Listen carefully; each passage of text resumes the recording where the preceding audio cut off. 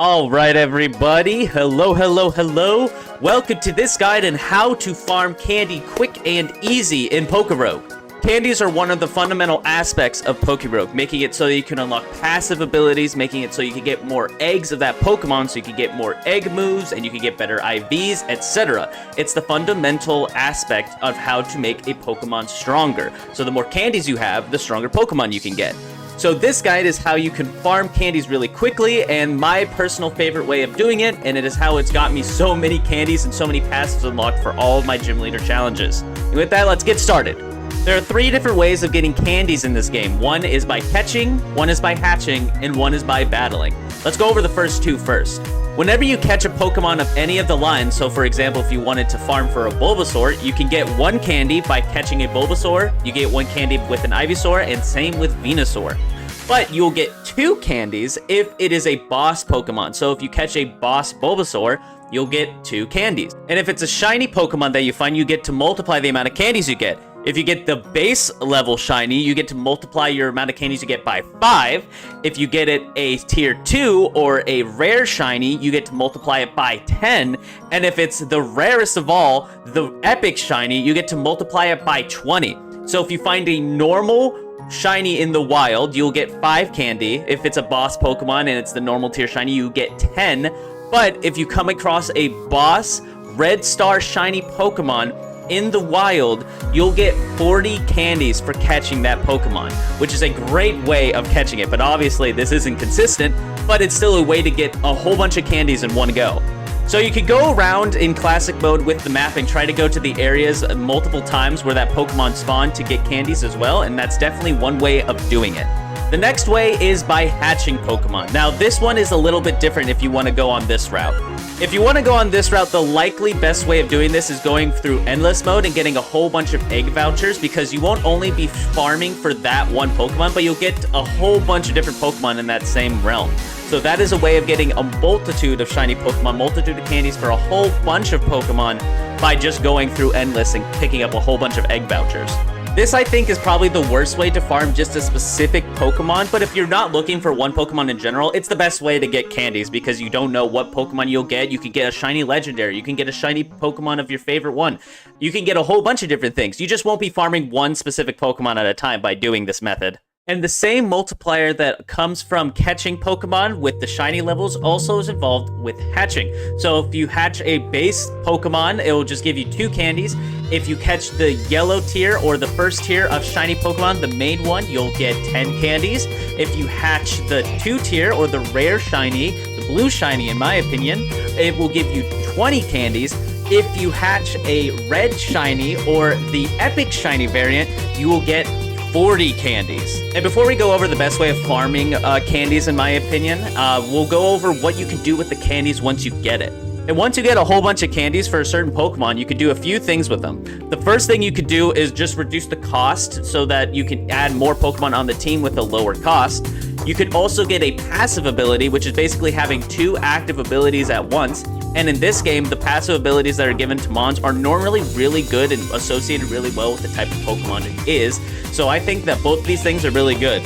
But the newly added feature is that you could buy an egg with these candies. Buying an egg with these candies is not like any normal kind of egg where it's just like a basic egg and there's basic odds for things. These eggs are special. With buying an egg using the candies, you get 3 bonuses. The first is an increased shiny rate of 1 in 12, which makes it the best way to farm a specific Pokemon shiny. The second one is a 1 in 8 chance of getting that Pokemon's hidden ability. And the best part about it is, once you unlock one Pokemon with that hidden ability, you can use it for the rest of your account. So as soon as you get it once, you never need it again. Very, very useful.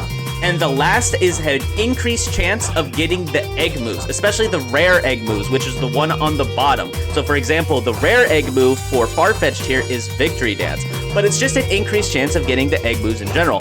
So it is a very powerful egg with increased shiny rates, increased chance of the hidden ability of the Pokemon, and an increased chance of the egg moves. And in this game, egg moves are super useful for every single Pokemon. They basically make any Pokemon usable. They're very strong. So now you know a few ways of farming candy and what you could do with those candies. Let's go ahead and give an example of what I think is the best way to farm candies in PokeRogue. The best way of farming candies in PokeRogue is using that Pokemon as a sweeper in a classic playthrough. Now there's a few things to go over before we get started. The first thing I need to explain are friendship points. So you can see right now on my Snivy that I'll be using for this example playthrough is I have 8 out of 60 points in friendship. Once you hit 60 points in friendship, you will get 1 candy.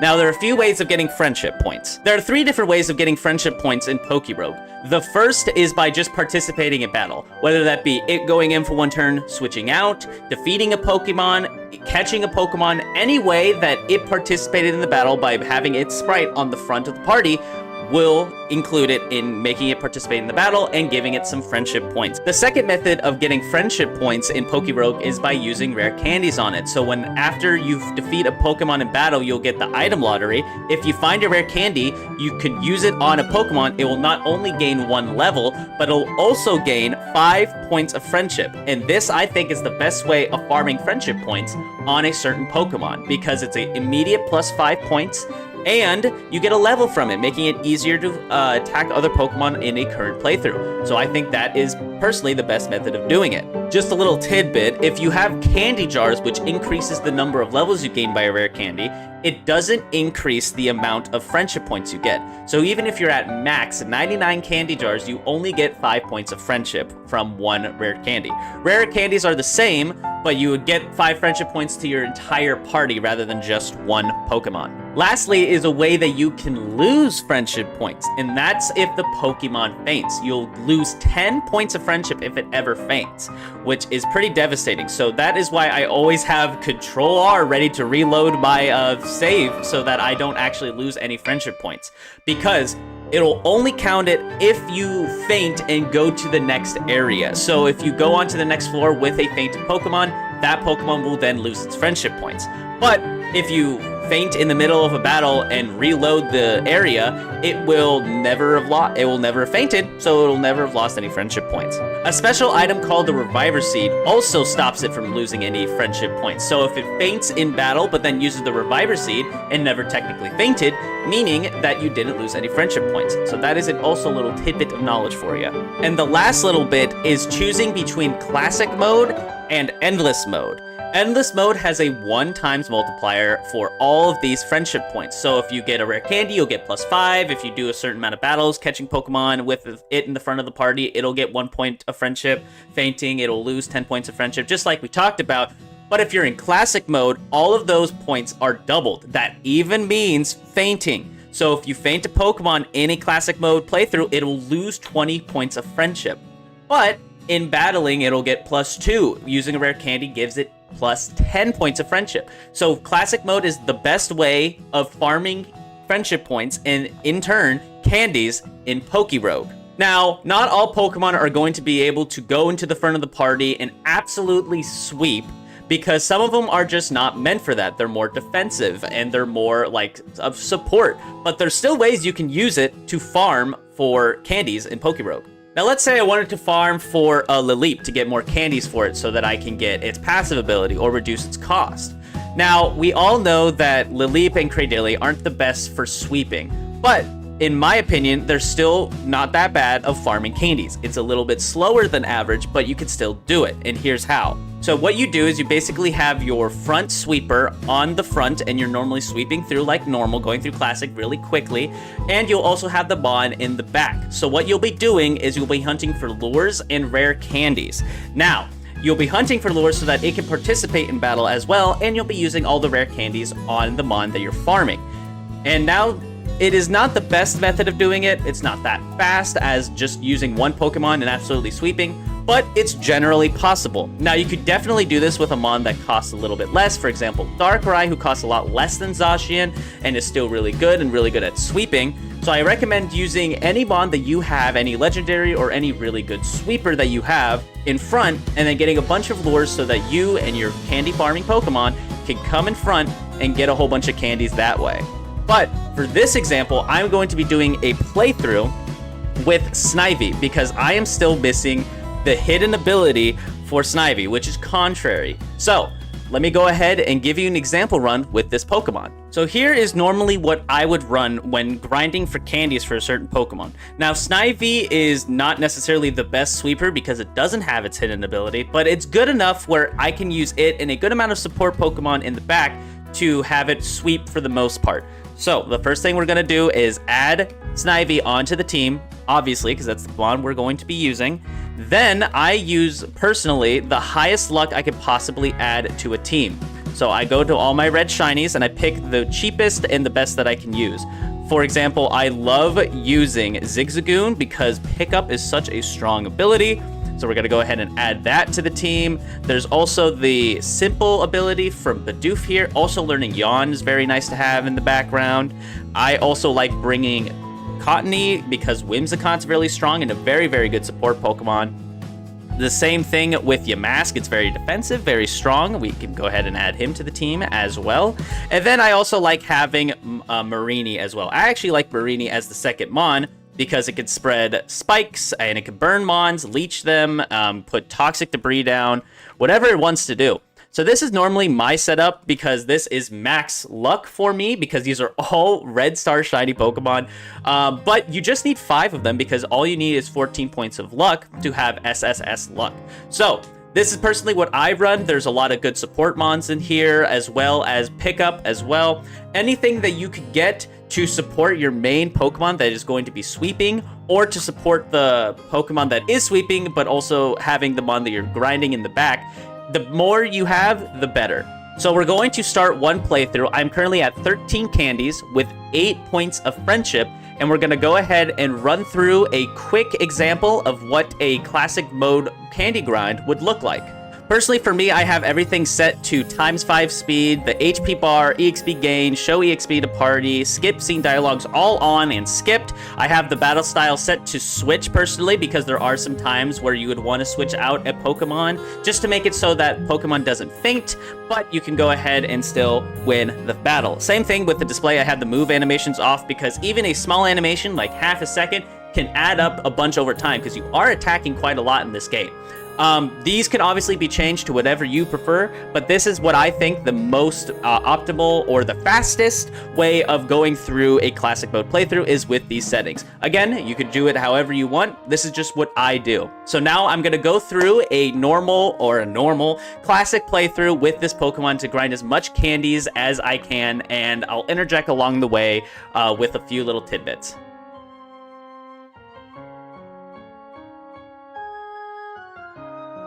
Now here, Ivy had a Bulbasaur, which is a pretty good Pokemon for Snivy to go through because it also has the Egg Move Flamethrower. So I'm going to go ahead and keep going with this playthrough, but if you find a Pokemon that a starter that is not very good against Ivy or not very good at beating up Ivy really quickly, I think personally that it's not that bad to just restart and just keep moving on. Also, by the way, through this, I've got a few... I got a few rare candies, so I got a lot of stuff really quickly. I got a Sunstone really early, which is really nice. And I also got a few proteins. Now, proteins are not really good because it is a special attacker, but having items that increase your attack nonetheless is obviously really good. So I just went ahead and added them, and we're just going to keep moving forward.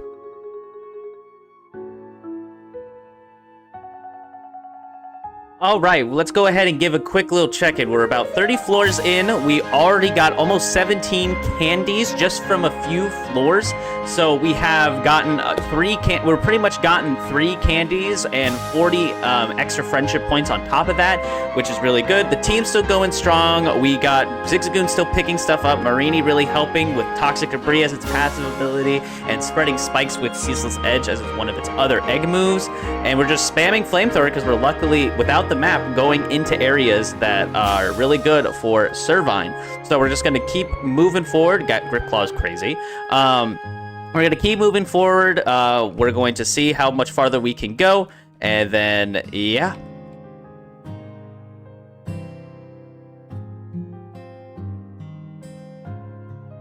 All right, and that's... the Ivy fight. So we're still going pretty well. I'm just following my like item kind of like tier list that I have. If you haven't seen that video already, you should definitely check it out. Very useful, as well as just kind of just prioritizing the rare candies a little bit. Just following that, I've been doing pretty well. Haven't had really any issues any times when I've needed to reload, because Superior hasn't gone down yet.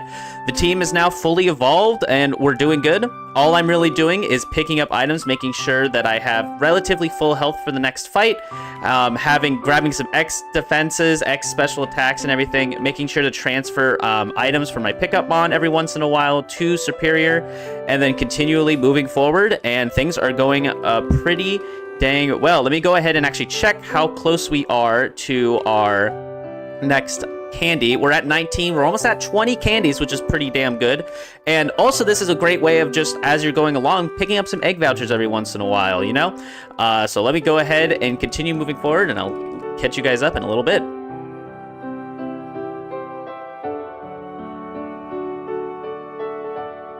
All right, that Team Rocket fight was actually pretty hard. Having to fight Zubats with Superior is not the easiest fight, I'll be completely honest. But we made it out alive. We're all good. We got a relic gold for our troubles. I just need to be more aware of what we're going to be fighting in the future. But otherwise, we're still doing pretty good.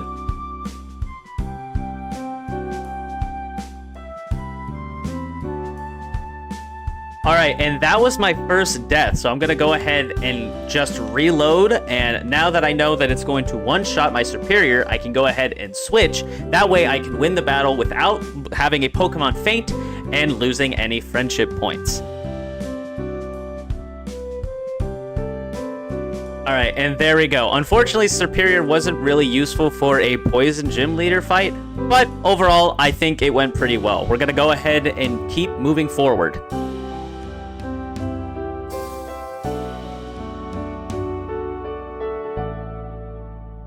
Now, IV95 is pretty difficult, especially just with one Superior. Now, there's easier ways for me to kind of like sweep through this, but I think that overall, I'm just gonna have to just keep hard going forward for it, because this is just the best way of doing it, just because there's so many different Pokemon that show up. And because I did a different method that time, that there are RNG changes going on right now, which is very good for me, because you see that, like, I wasn't able to get this far last time, but this time I'm able to just go with different moves, and it's working out pretty damn well. And yeah, one change can change all the RNG, and then you're like all good for the rest of the run. See that? And bada bing, bada boom, we are done with IV95. So even restarting and just changing, like doing one move a little bit earlier or doing one move a little bit later can make the whole difference of a round. So now that we got through IV95, we'll keep heading forward.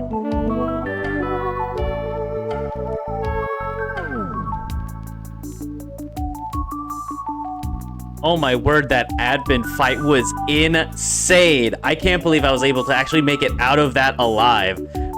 So I'm gonna have to go ahead and revive pretty much all my Pokemon and hope that I can go ahead and actually beat Giovanni 1. I spending a lot of money here to get some things revived. So we're just gonna go ahead and hope that we can do it. Let's see if we can do it.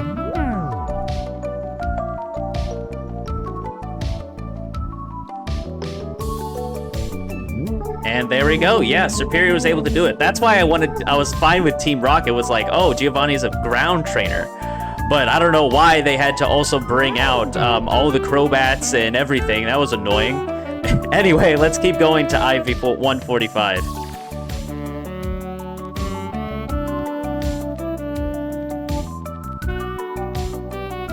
All right, IV 45 is kind of like the last little bit in seeing if you can actually make it through a run. It's like the first real stop, and because of her Rayquaza, it's a little bit difficult. So this might be where the run ends, but it still was a good run nonetheless. We got a lot of candy, but let's see what we can do, you know?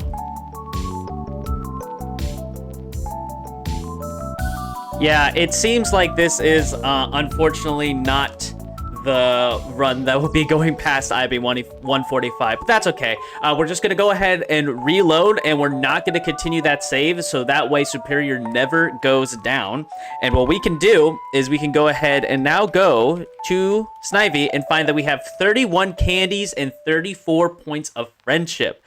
That is, what is that? That is 26 friendship points plus 18 candies just with 145 floors in roughly about 40 minutes. That's pretty dang good, and that's how I got so many candies and passives unlocked for all the gym leader challenges. But yeah, that is everything. Thank you guys so much for watching this video. Make sure you guys subscribe for more PokeRogue guides, challenges, and now speed runs. Make sure that you guys also go ahead and leave a comment down below of anything that you think that I could have done better, I could have talked about more. Any questions you guys have, I am more than happy to answer them down in the comments below. Also, make sure you leave a comment of what your highest candy count is. Right now, I think my highest candy count, yeah, it's Excadrill. I have a red shiny Excadrill. I have everything unlocked for him. Caught him so many times, hatched him so many times. I have 76 candies of him right now that I have no use for.